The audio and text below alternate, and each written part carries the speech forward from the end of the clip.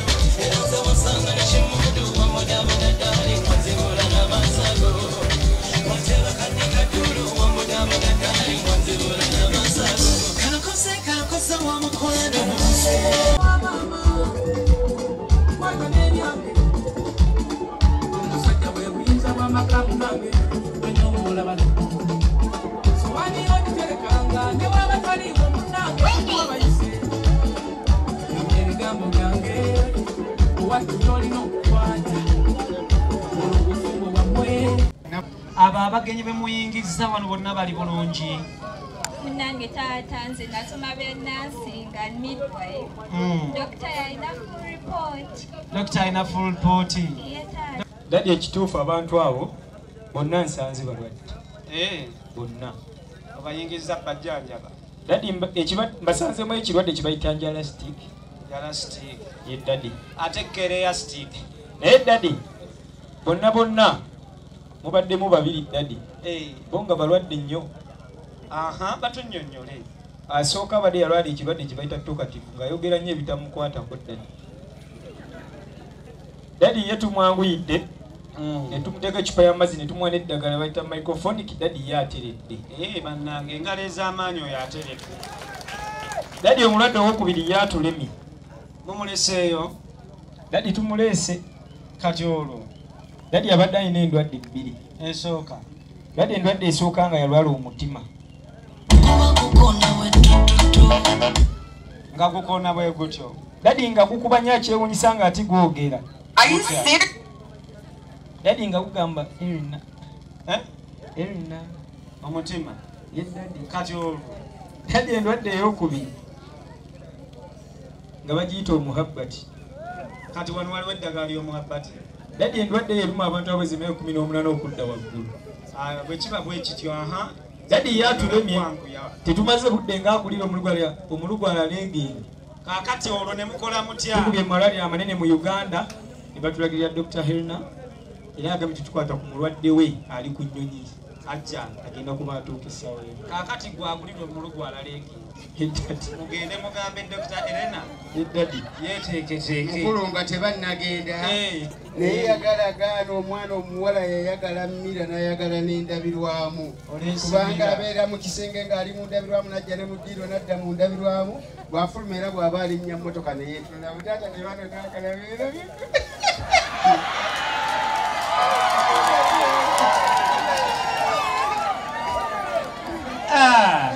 nange olulenzi lunsanyudde engeri gye lubigaba olabira ddala nga mu butuufu luleese mmira gwensi tugiryako makoola webale kuleeta mmira taata ate kyendabye ono omulenzi nesaagala aviiremu awo nga mulawo guyinza okweya akalo ne guviiramu awo naawe baakokotwalira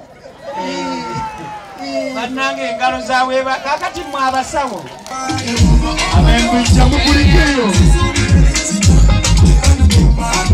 kale baserekta twanguwe abo genda muziro ono kwaya master wa people power era kyolaba kya power Sanyisa obalaba basebu kale pachapo sanyisa obalaba banyabo Kale banyabo. era dde basebu era tepachapo era dde banyabo Era dde banyabo.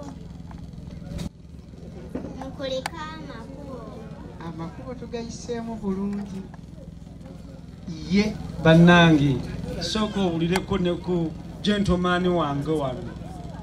Hello my son, say hello to visitors.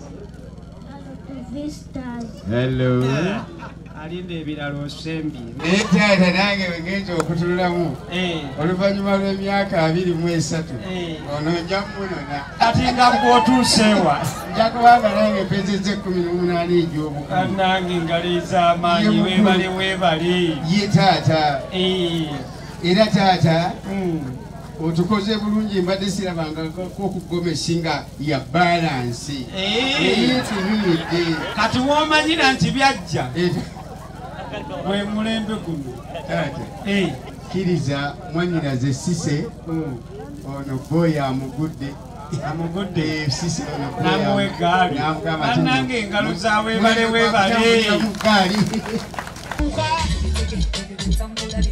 nabagambye ennyimba zakyuka tagwe kubangalo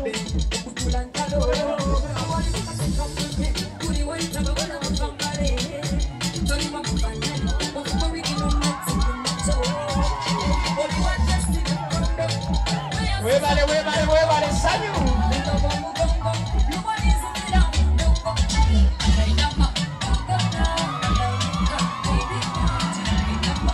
kale tutunulire omukeeka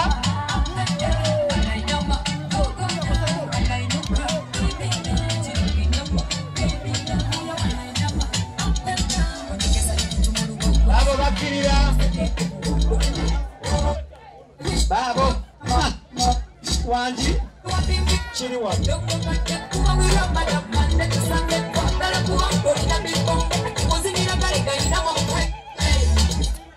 Babo.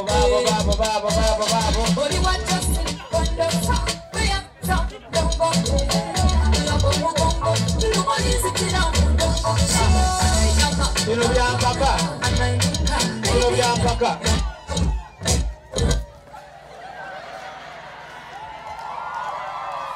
Sanyu lyaffe wano waka waffe osooka mwatunuulire tulabe bino byampaka kabete mmamba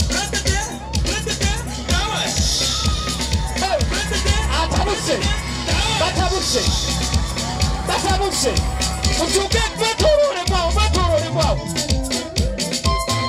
batabuse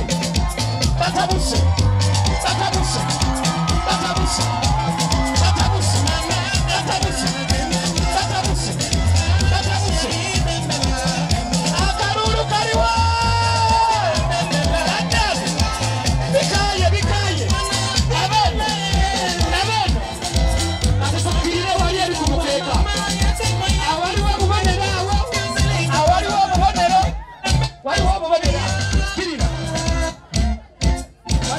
Tera. Kirira mukirire. Paka wansi.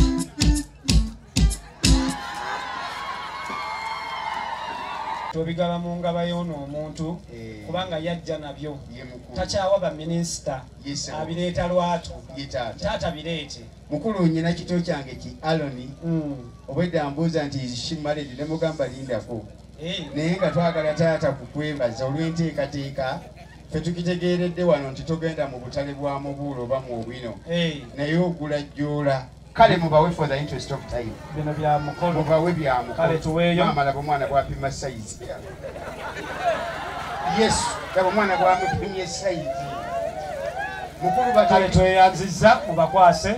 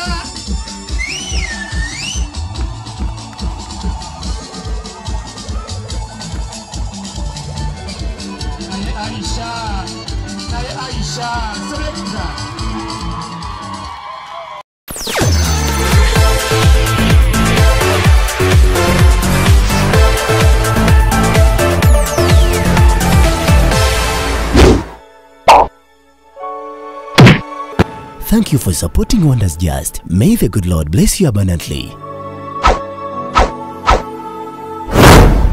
Subscribe, share, and hit that bell for more truth videos.